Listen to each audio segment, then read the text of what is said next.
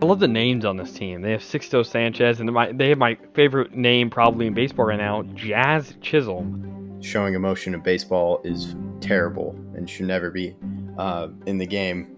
It's weird how the dynamic works between sports. But to win a championship, not only do you need great players on the court, but you need good chemistry, which takes time to develop.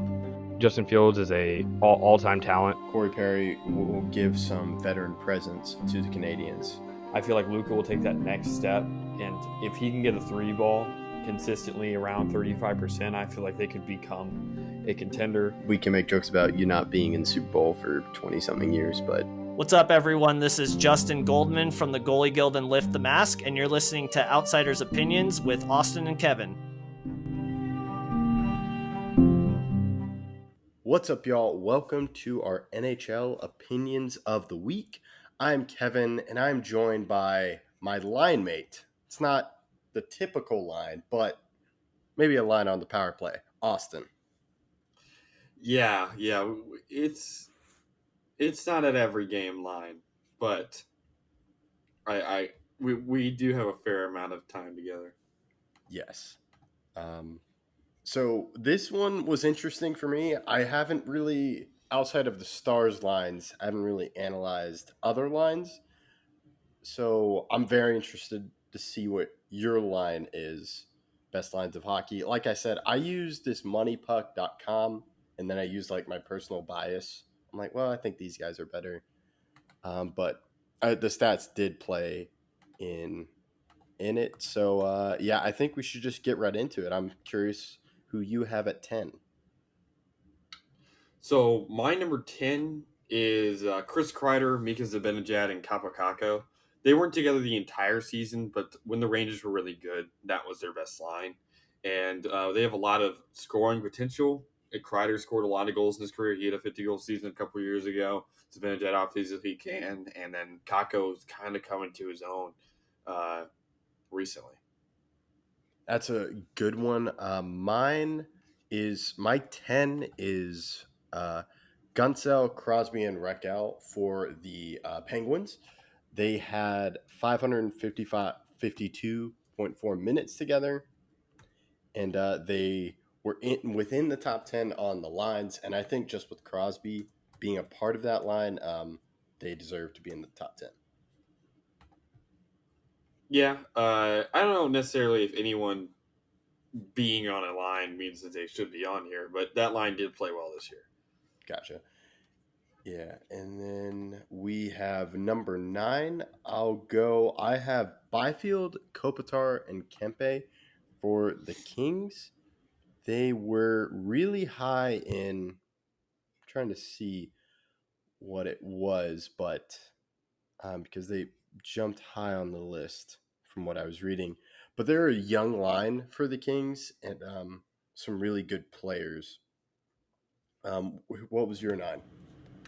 So my 9 is a line that played extremely well in the playoffs, and it's McCann, Beniers, and Eberle. This line with the rookie on it was lethal against the Stars, and then during the regular season they were also very, very good, and I expect them to be good next season. Yes, I'm a little bit higher than you, but I think I'm kind of expecting going into this year. That's how I feel about that line, if that makes sense. Okay. So, who's your 8? My 8 is Kachuk, Giroux, and Stutzla. Ottawa obviously wasn't that great this year, but this was definitely their best line. It wasn't really all that close because a lot of teams could not stop them. But if you did stop that line, you probably beat them because they did struggle a lot throughout the season whenever they were when that line was not on the ice. That's a really good one. For a sec, I thought we had the same because I have Kachuk, but it's the other brother, Kachuk. And this one's high or lower, depending. This was only really lethal in the playoffs, but I believe they're going to do better. It's Kachuk, Bennett, and Verhaeghe. They were fantastic in the playoffs, but before then it took them a long time to gel. So that's why maybe they're too high because of the playoffs, or they're too low because of outside of the playoffs. For however you feel about that line. Yeah, I do have a Matthew Kachuk line, but it's not that one. So we'll get to that here in a second. Who's your next team? So 7 for me is Skinner, Thompson, and Tuck for the Buffalo Sabres. They spent 583 minutes together. They had many shots attempts, but they also allowed they had shot they shot attempted 671, but they also let the team shoot 565. But they just were high on this list, and I really like just that line. So other better than the others, a little bit more consistent, I think, for this past year. Yeah, my number 7 is Martinook, Stahl, and Fast for Carolina. That was a very good line, and that line has so much experience. They don't allow a lot of goals against, and which can really help them out going against good teams. So I think that's kind of like their steady line, and they obviously have lines of better players. But when that line's on the ice, it really does control the game. Yeah, I do have that line on my list a little bit higher though. Who's your 6? My 6 is the one you just mentioned. Skinner, Thompson, and Tuck. Tage Thompson's one of the most underrated players in the league, and when we get to our some of our best forward lists, he will be coming up. But Buffalo, I expect to make a huge jump this season. That's why I have them, I think, one place higher than you, because I expect Buffalo to be really good this year. They haven't made the playoffs in a while, and this is the year to do it. All right, I see where we're going for. That's your 6. Now my 6 is McCann, Beniers, and Eberle. You mentioned a lot of them. I'm really believing in Beniers. I think I talked about what the Seattle Kraken lacked. They lacked that main guy, but they had just great all around players. I think Beniers can become that guy, and he does that with this line that was already productive. So I think with Beniers being better, it really elevates this line. Yeah, I think that's a great point. Uh, my 5 is Brandon Hagel, Braden Point, and Nikita Kucherov uh, for the Lightning. Obviously, this line didn't work out all that well in the playoffs because they lost that series, but during the regular season, they were electric. And because the Lightning have been so good recently, I also give them the benefit of the doubt that that series against Toronto was just either a fluke or that it won't happen again this season, and that this line will again be dominant. That's another line I have on my list, but it's a little bit higher, so I won't do much explaining when I get up there. But my 5 is, I know these guys were injured, or some of them. I have Landeskog, McKinnon, Rantanen. I know there are injuries throughout this list, or throughout this line, but I just really believe in that, and they have that experience, like you were talking about with the Lightning, just not as much. But I still feel they deserve to be on this list. Yeah, I think that makes sense. Who's your next team? Yeah. My 4 is Michael Bunting, Matthews, and Nylander for the Maple Leafs. They played they play well in the regular season, but the playoffs they leave much to be desired. And in my research, there were a list that popped on my mind. So they're on this list, but they're lower just because of the lack of playoff production. Yeah, I think that makes sense. My next line is Verhage, Barkov, Kachuk. So I have Barkov in there instead of Sam Bennett, which is a line we saw sometimes in the playoffs, but this one we saw more in the regular season, and this line kind of saved their year. They were really close to making or missing the playoffs, and this line got hot at the end of the season and secured them a playoff spot, which I think is even more important than them making a run. Is you have to make the playoffs first. Yeah, that's a great point. Who's your 3? My 3 is Chandler Stevenson, Jack Eichel, and Mark Stone.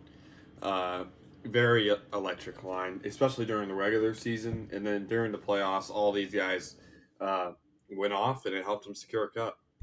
Okay. They're not. I didn't include Vegas lines. I think just because of the injuries to them, or the injuries I'm expecting. But you make a great point. If they're all healthy, that is an incredible line. Yeah, definitely. I feel like the way they'll Eichel and Stone especially play together, they just are a step ahead of a lot of other players. Hmm. Yeah, just the main thing is injuries, and but we'll have to see. My three is a line you've already talked about: Hagel, Point, and Kucherov. You talked about this year; they didn't do well in the playoffs, but in the stats I was using, they were pretty high up there, and they were in the top three. And I just think they're up here because of their experience, and I just trust them going into next year. Yeah, they were a great line during the season. I I don't disagree with that. Who's your two? So my twos and another one you pointed out, they were actually the leaders in my in this thing I was website I was using. They were second in minutes to this my top line, and for a lot of the reasons you said, they're really good. And it's Martin Hook, Saul, and Fast. I almost want to say they're underrated because I didn't really expect seeing that when I went into this machine, and so that's why they're at my two because I feel the top line, my number one is I think underrated because I in other lists I found they weren't listed in the top three at all. Yeah, which they were definitely underrated this past season. I do not disagree with that at all, especially when you consider the fact that they, like you said, I didn't see them on many lists. I just had to go off memory from me seeing them play extremely proficiently. And like I said, they're a very good defensive uh, line, and they also can score sometimes. So I mean, they played a lot of minutes together, as you mentioned, and they're definitely a very good line. Yeah. So who's your number one? I'm actually going with my number two Oh, number two. first. All right, cool. So my number two is Zach Hyman, Connor McDavid, and Leon Draisaitl.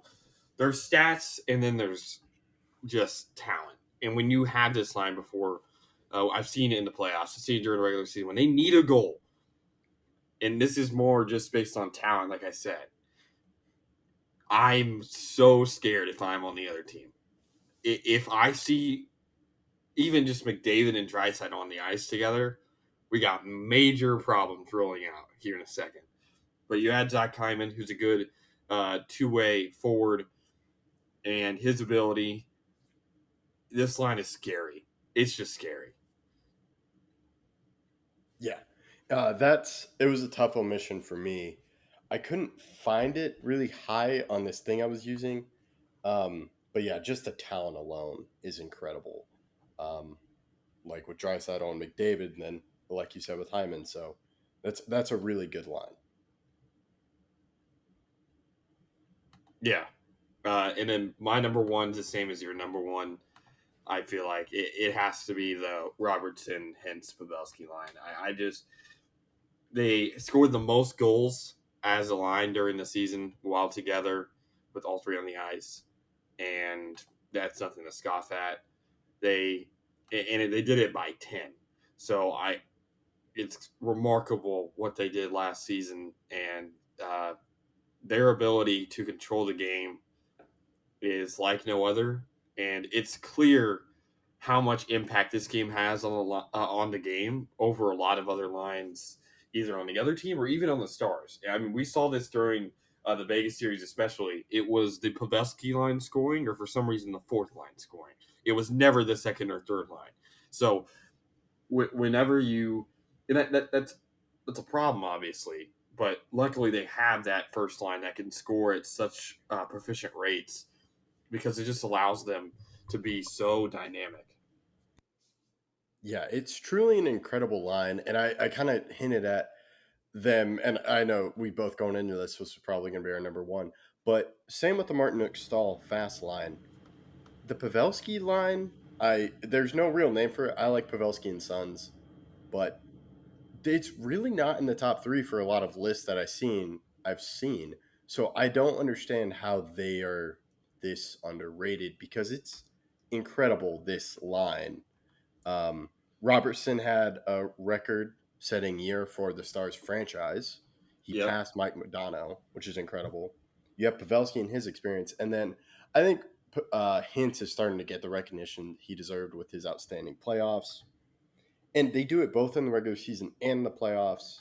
Pavelski did a lot of the heavy lifting in the playoffs, but I think Robertson's going to step up next year. It's truly an incredible line, and just looking at the stats, it's mind blowing how good they are compared to all the other lists that I've seen. Yeah, and the fact that during the playoffs they all average at least a point per game, except for Robertson, who had 18 points in 19 games, so very close. But the fact that they were all basically a point per game, again, no one else in the Stars was really all that close to that. The fall off is vast, and what's really impressive is how these guys play with other people. Hintz could still score with Sagan on the line, and Pavelski could still score without being on the first line. And that's how you really determine who the really good top line is. Because when Sagan left the top line, when he went back to his line, he ghosted. He was not proficient at all. I think he had 7 points. I'll check right now, but I think he had 7 points in the Wild Series. Maybe it was 6 points in the Wild Series, and he ended with 9. I'll fact check that. That sounds about right. He definitely did struggle, and I think it's just the just the players, and they all have different assets for each other that work amazingly well together. Yeah, so I did check, and Sagan did have 6 points in the 6 games with the Wild, and then only had 3 points the rest of the playoffs, which is not good. He played 19 games, so the rest of the 13 games he had 3 points. And like I said, that shows how much Hintz and Robertson can elevate the level of play. But then Pavelski elevated the level of play that was happening on the third line whenever he came back from injury and then scored 4 goals in a game, and then the next game had a goal and an assist, and then you're just wondering, okay, so the top line is just that good. Like, it's not one guy. It's a line. It's 3 people that are so connected and can make anyone else better if they're put on that line. And another thing that I want to say about this line is while they're amazing offensively, they're also solid defensively. They're not terrible defensively. Hintz does a great job getting back. What do you want to add? Yeah, and I was going to say Robertson's definitely gotten better at defense. That was something that I know he struggled at when he was younger, but he's gotten better, and that's kudos to Ben, Sagan, or Pavelski, whoever's trying to get him there. And it's really hard to score on this line, especially because they have the puck so much and because they are the one pressing so much that it's really hard to score on the line because they're the ones scoring. Yeah. So huge fans of this line. I do have a Robertson jersey. He's one of my favorite players. So it's incredible. We had some differences, but I'm glad we could agree on number 1. Yeah, I don't think there was ever a chance we were disagreeing. That's true. Yeah. But yeah, let us know what you think. Is there a line we're missing? Do you disagree with us? Is there an underrated line that we don't think is underrated? Let us know in the comments, and thank you for listening to Outsiders Opinions.